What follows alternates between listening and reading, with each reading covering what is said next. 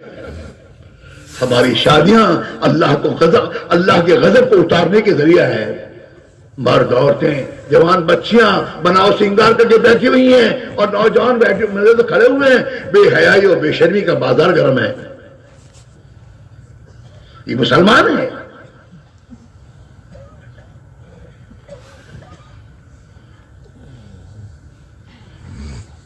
عقل استعمال نہیں ہو رہی.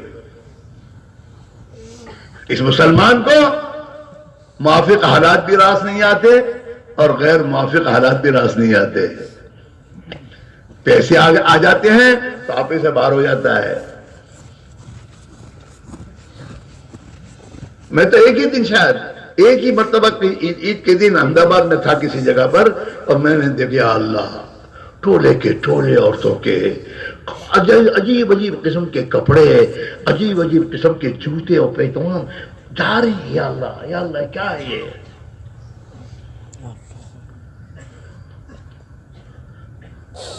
شیر قورمہ کون سی عید کو کھلاتے تم لوگ؟ رمضان عید 2 دن 3 دن چلتا ہے وہ بے حیائی کا سامان.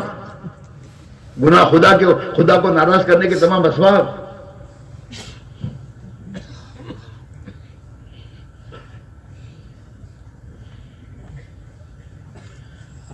میرے رونے کی بات ہے, خدا کے رونے کی بات ہے.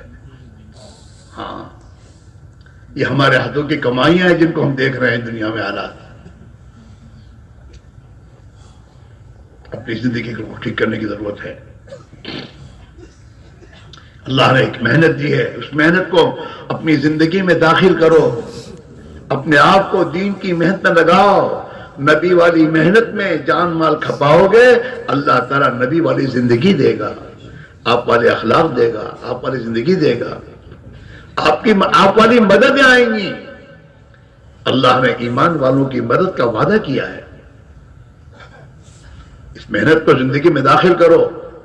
حضرت الیاس رحمۃ اللہ علیہ نے کوئی زیادہ چیز ہم سے نہیں مانگی ہے کہ بھئی کم سے کم 10واں حصہ تو دین پر لگاؤ. 10واں حصہ تو لگاؤ.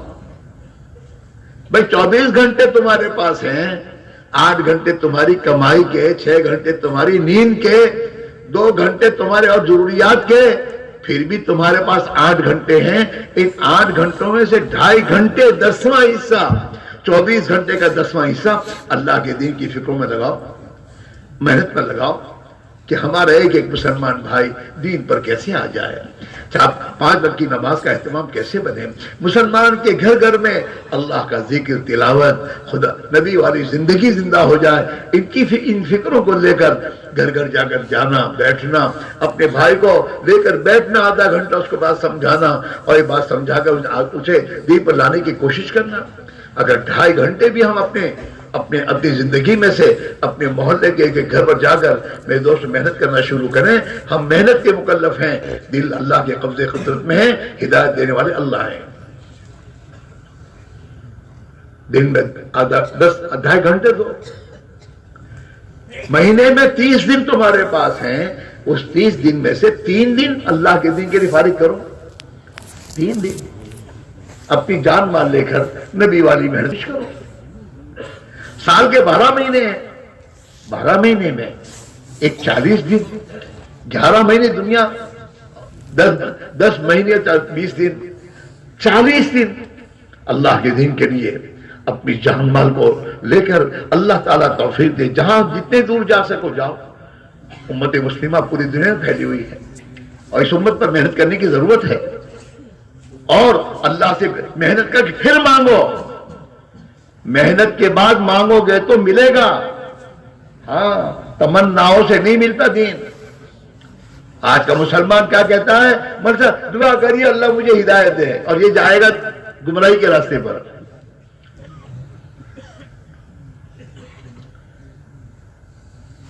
ہدایت کی محنت کرو, تھکاؤ اور اللہ کو دکھاؤ, اے اللہ ہم ہدایت چاہتے ہیں اپنے لیے, امت کے لیے.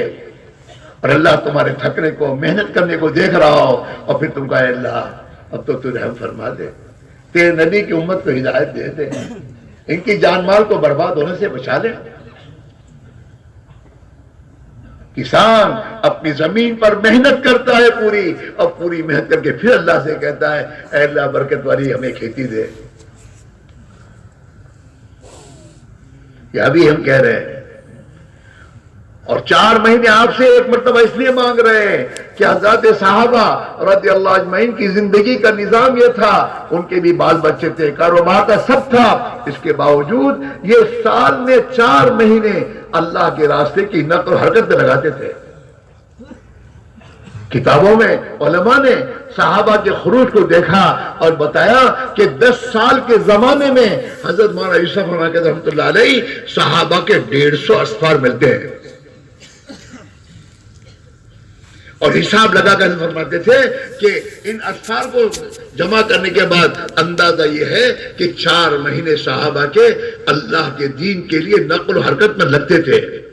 یہ صحابہ کی نقل و حرکت دین کے لیے تھی، اور دین کے لیے جان مال لگاتے تھے اور محنت کرتے تھے.